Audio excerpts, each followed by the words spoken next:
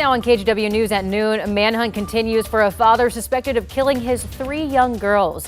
Why an Amber Alert wasn't issued when the girls went missing. We have the details. Plus, 15 years ago today, Kyron Horman went to school and never came home. Family and investigators still searching. And later. And when I saw them coming through the bridge, I started screaming. We met a proud grandma greeting her grandson on board one of the Navy ships coming for Portland to Fleet Week. Your News at Noon starts right now.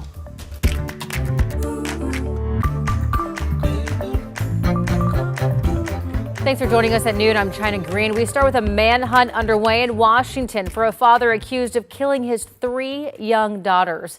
9-year-old Peyton, 8-year-old Evelyn, and 5-year-old Olivia Decker were reported missing out of Wenatchee last weekend. On Monday, their bodies were found about 40 miles away near a campground. Their father, Travis Decker, is wanted on probable cause for murder. Court documents say all 3 died of lacks of oxygen, which can be caused by strangulation or suffocation. Last night, the Wenatchee community held a vigil to mourn the losses of the 3 young girls. She was really nice. She was a really good dancer. And I really think she was a really good friend. Those girls were her whole world. She did everything for them, and they were so involved in the community.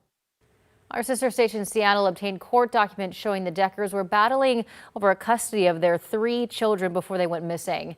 Greg Copeland explains. Court documents paint a picture of a troubled father and Army veteran who became homeless after his divorce.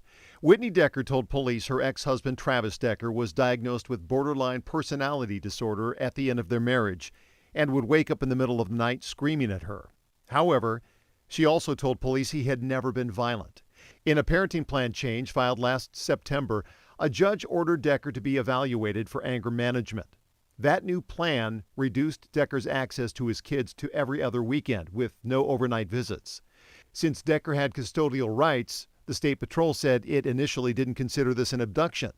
That is one of the reasons it did not issue an Amber Alert.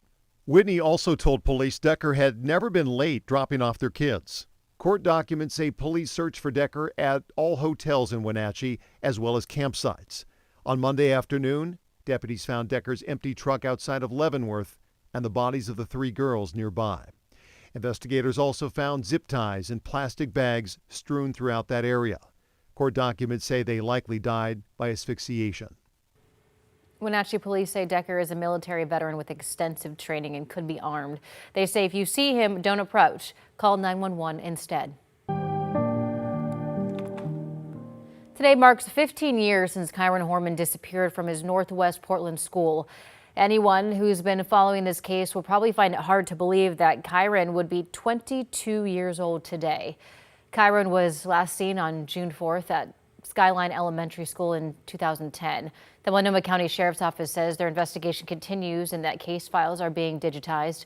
Ahead of this anniversary, KGW's Kyla Boshi sat down for extended interviews with both Kyron's mom and her biological mom and dad. I'm 90. I'm still going to cry over this. This is something that changed our entire lives. You never move on fully from that. You don't get to a point where you get to say, oh, we get to close that door and move on to something else. It's a constant. What does closure look like for you? Bringing them home. Bringing them home. And I don't know what that means, but bringing them home. You can watch more of that interview on a KGW special tonight on our TV app KGW Plus. Investigative reporter Kyla Boshi will also share never-before-seen police body cam video of Kyron's stepmother, Terry Horman, following a traffic stop in California. Again, that's streaming tonight at 8 p.m. on KGW Plus. Taking a live look outside, still looking like a pretty cloudy day out there, Rod. At this time yesterday, I believe there wasn't a cloud in sight. It was sunny, wasn't it? Yeah, it was lovely out there. 78 turned out to be the afternoon high temperature yesterday. I will tell you from that vantage point camera that you just saw, at least the clouds are no longer touching the downtown buildings, and that is a bit of an improvement. Check this out. So as you may recall, we talked about this big, thick marine push coming in this morning, that we would definitely see some light moisture at the coast. 50-50 shot, we'd see light moisture in the valley. boy, did we get it. This was an overachiever. I mean, look at the rain gauge out at PDX. Obviously some out and out just rain falling beyond drizzle. I'm going to make the assumption there at times. 18/100ths of an inch came down. Troutdale 6/100ths, Vancouver 6/100ths. All three of those sites obviously with proximity to the Columbia River. Salem was pretty dry, and even up in Astoria, not much. Newport 2/100ths of an inch. Some of those zeros are traces of moisture. It's just the modeling doesn't put out a number unless it's measurable. So we thought the coast would actually have the best chance to start to clear out. We're seeing that from our Chinook Winds Casino Resort camera. But overall inland, the visible satellite picture is still a lot of clouds out there. Our lunchtime temperature, we are currently dry out along the river at PDX, 58 degrees, 66 today's high. Cloudy skies for the most part continuing this afternoon. There could still be some traces of moisture around. China, back to you. Thank you, Rod. More Navy ships are expected to dock along the Willamette River today for Rose Festival's Fleet Week. And as Catherine Cook found out, no one is more thrilled than the grandmother of one of those on board. Take a look. Tuesday night in downtown Portland was a fine one. The sun sparkled, the moon came out early, and the stars, they were on the water. The USS Jack H. Lucas and USS Mustin were the first of 8 ships to arrive for the Rose Festival's Fleet Week. And maybe no one was more excited to see it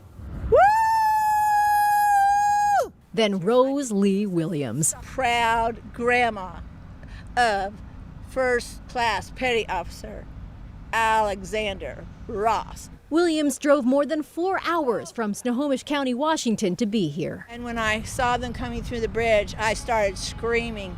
Her grandsons on board the USS Mustin. Number 89 right there. We said hi to PO1 Ross before he disembarked. I'm very excited, ma'am. Compared to our usual op area, this is like going to the moon. For Ross and others on board, it'll be their first time in Portland. I have no idea what to expect, but I've been led to believe it's a great city. I think people are very excited to see you. Me and a whole boatload of other sailors. Local businesses are ready for them. From the Dixie Tavern in Old Town to the Portland Sports Bar and Grill on the South Waterfront. It's cool where all of a sudden we'll have tables of sailors and stuff like that, yeah. Co-owner Jeffrey Ottman is thrilled for the boost that not only Fleet Week will bring, but the whole Rose Festival and warm weather. It seems like every year the winters get a little more difficult, and so we are encouraged by the level of business we've got the last few weeks, and then looking forward to seeing what happens for Fleet Week. The 8 ships that will dock here will represent the U.S. Coast Guard, Navy, Army Corps of Engineers, and the Royal Canadian Navy.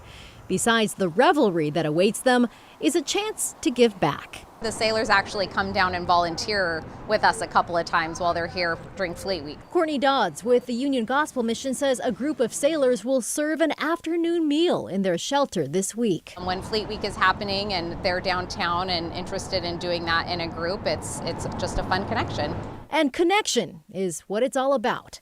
Just ask Rose. I just had to come. And her grandson. The Navy has allowed me to travel a lot of places, and it's brought me into the arms of my loving grandmother. Catherine Cook, KGW News. And just a reminder for you, because of new federal policies, you will need your real ID to get on board. You can also bring your passport if you don't have one yet. Now to more news headlines this afternoon. The FBI has arrested a man linked to the California fertility clinic explosion. Federal authorities say 32-year-old Daniel Park provided chemicals to make explosives that were used to bomb the Palm Springs clinic. Investigators believe the bomber died in the blast and 4 other people were injured. It's not immediately clear what Park was charged with.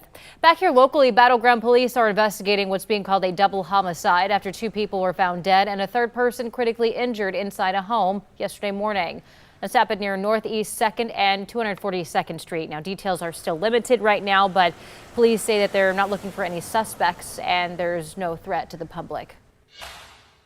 The superintendent of Oregon's Crater Lake National Park, Kevin Heatley, resigned on Friday, citing cuts to staff that he says are unsustainable. Heatley says the decision to leave the post was tough, but blames the Trump administration cuts, saying that they are too much to take for both himself and the staff at Crater Lake.